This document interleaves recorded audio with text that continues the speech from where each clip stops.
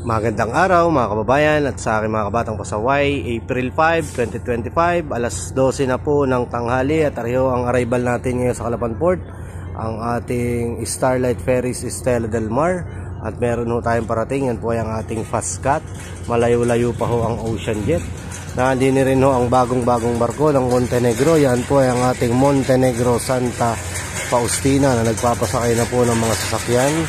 At maya-maya lamang po ay magpapasakay na rin po ng mga pasahero at aalis po din sa Calapan Port. Yan po, areho ang update natin ngayong tanghali.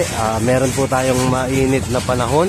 May pabugso-bugsuhong ulan sa ilang lugar din sa Oriental Mindoro. Kung maulan ho sa inyo, paki-comment naman po sa baba kung maulan ho sa inyo. Ano po? Dahil din ho sa Calapan, sa ilang lugar po din ay maulan. Ayan, kung nakikita nyo ang ating karagatan mula Calapan hanggang Batangas, napakakalmado.